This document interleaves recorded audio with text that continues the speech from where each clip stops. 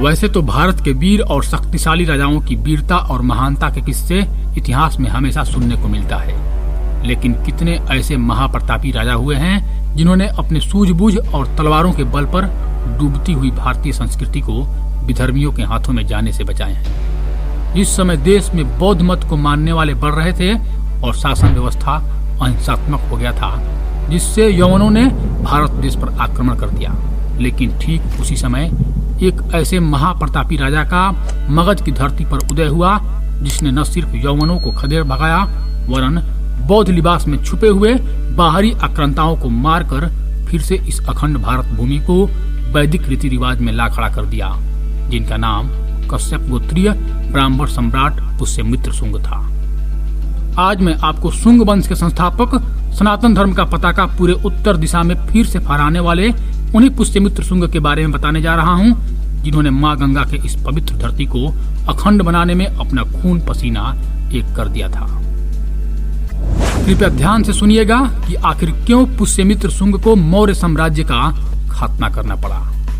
कहानी मगध यानी आज की पटना क्षेत्र की है और ईसा से 185 वर्ष पहले, मतलब आज से करीब 2100 साल पहले की। नमस्कार दोस्तों, मैं आपका दोस्त रजनीकांत ओझा। जब भारत में चंद्रगुप्त मौर्य का शासनकाल था तब ये कहानी आरंभ होती है, लगभग 320 ईसा पूर्व। जैसा कि आपको मालूम ही होगा कि चंद्रगुप्त मौर्य के गुरु स्वयं आचार्य चाणक्य थे। आचार्य ने हमेशा ही राष्ट्रवाद को आगे ले जाने का मार्ग सबके लिए प्रशस्त किया, लेकिन जब आचार्य चाणक्य की मृत्यु हुई तो चंद्रगुप्त मौर्य ने जैन धर्म अपना लिया और उसके प्रचार प्रसार को बढ़ावा दिया। वक्त के साथ जब चंद्रगुप्त का शासन खत्म हुआ तो बागडोर उनके पुत्र बिंदुसार को मिली। बिंदुसार आजीविक संप्रदाय से दीक्षित हुआ, जिसका परिणाम यह हुआ कि वह वेद विरोधी बन गया और अपनी इसी सोच को आगे बढ़ाने लगा। बिंदुसार के बाद जब उसका पुत्र अशोक सत्ता का उत्तराधिकारी बना तो उसने अपने आरंभिक काल में भरपूर हिंसा की। अपनी सीमाओं के विस्तार की जिद में उसने पूरे कलिंग को तबाह कर दिया। इसके बाद उसका मन अचानक परिवर्तित हुआ और उसने बौद्ध धर्म की शरण ले ली। जब अशोक ने बौद्ध धर्म अपनाया तो उससे पहले ही उसका साम्राज्य म्यांमार से लेकर ईरान और कश्मीर से लेकर तमिलनाडु तक स्थापित था, लेकिन कलिंग युद्ध के बाद उसकी सीमा विस्तार की जिद जैसे खत्म ही हो गई। उसके बाद उसने जो भी किया वह बौद्ध धर्म के प्रचार प्रसार और विस्तार के लिए ही किया था। जब अशोक ने बौद्ध धर्म की शरण ली तो उनका साम्राज्य हिंसा से दूर हो गया, लेकिन बड़ा साम्राज्य बिना हिंसा या बिना ताकत के नहीं चलता। अशोक की मौत के कुछ पीढ़ियों बाद राजा हुए बृहद्रथ, जो मौर्य साम्राज्य के अंतिम शासक हुए। उन तक आते आते मौर्य साम्राज्य बहुत ही कमजोर हो गया। यह वह समय था जब भगवान राम और श्री कृष्ण की पवित्र धरती ने बौद्ध धर्म अपनाना शुरू कर चुका था। ये वही धरती थी जिस धरती ने सिकंदर और सैल्यूकस जैसे योद्धाओं को पराजित किया, लेकिन वह अब अपनी वीर वृत्ति खो चुकी थी। अब विदेशी भारत पर हावी होते जा रहे थे, जिसका एकमात्र कारण था बौद्ध धर्म की अहिंसात्मक नीतियां। पुरातन दर्शन, वेद और अपनी संस्कृतियों को त्यागना इस धरती के लिए सबसे बड़ी भूल बनती जा रही थी। राजा बृहद्रथ की सेना की कमान संभालने वाले ब्राह्मण सेनानायक पुष्यमित्र शुंग की सोच राजा से बहुत भिन्न थी। जिस प्रकार बीते कुछ वर्षों में भारत की वैदिक सभ्यता का पतन हुआ था, उसे लेकर पुष्यमित्र के मन में विचार उठते रहते थे। इसी बीच राजा के पास खबर आई कि कुछ ग्रीक शासक भारत पर आक्रमण करने की योजना बना रहे हैं। इन ग्रीक शासकों ने भारत विजय के लिए बौद्ध मठों के धर्म गुरुओं को अपने साथ मिला लिया था। सरल शब्दों में कहा जाए तो बौद्ध धर्म गुरु राजद्रोह कर रहे थे। भारत विजय की तैयारी शुरू हो गई।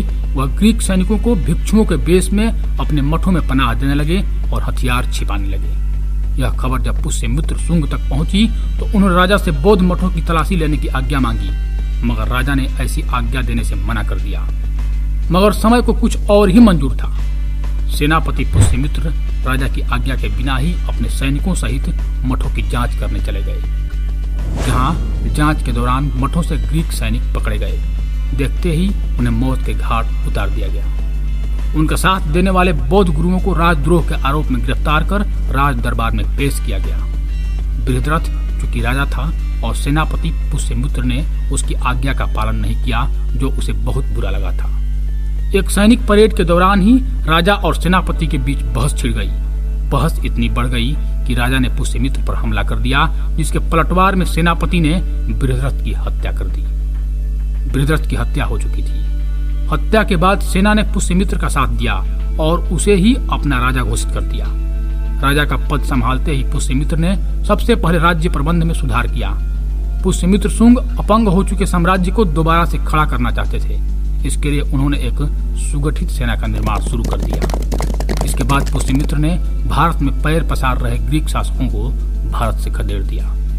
राजा ने ग्रीक सेना को सिंधु पार तक धकेल दिया, जिसके बाद वह दोबारा कभी भारत पर आक्रमण करने नहीं आए। उसके बाद बौद्ध उनके दुश्मन बन गए। पुष्यमित्र शुंग ने हिंदू धर्म ध्वजा को अपने हाथ में लिया और सनातन धर्म की रक्षा व उसकी पुनर्स्थापना के लिए अश्वमेध यज्ञ किया और उत्तर भारत का अधिकतर हिस्सा अपने अधिकार क्षेत्र में ले लिया। शत्रुओं से विजय के पश्चात पुष्यमित्र शुंग ने भारत में शुंग वंश की शुरुआत की, जिससे भारत में एक बार फिर से वैदिक सभ्यता का विस्तार हो गया।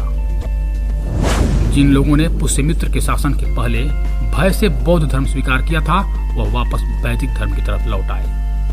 कई वामपंथी इतिहासकारों का ऐसा मानना है कि पुष्यमित्र ने बौद्धों पर अत्याचार किया, लेकिन ऐसा नहीं है। बौद्ध लोगों ने ग्रीक शासकों की मदद से राजद्रोह किया था, जिसके चलते पुष्यमित्र ने ऐसे देशद्रोही क्रूर बौद्ध धर्म के अनुयायियों को सजा दी थी। इस तरह से अखंड भारत में वैदिक धर्म की विजय पताका लहराने वाले पुष्यमित्र शुंग ने कुल मिलाकर 36 वर्षों अर्थात 185 ईसा पूर्व से 149 ईसा पूर्व तक शासन किया था। तो दोस्तों, यह था पंडित पुष्यमित्र शुंग का पूरा वृत्तांत। यदि आपको यह जानकारी अच्छी लगी हो तो कृपया हमारे चैनल को सब्सक्राइब कर दें। धन्यवाद। हर हर महादेव।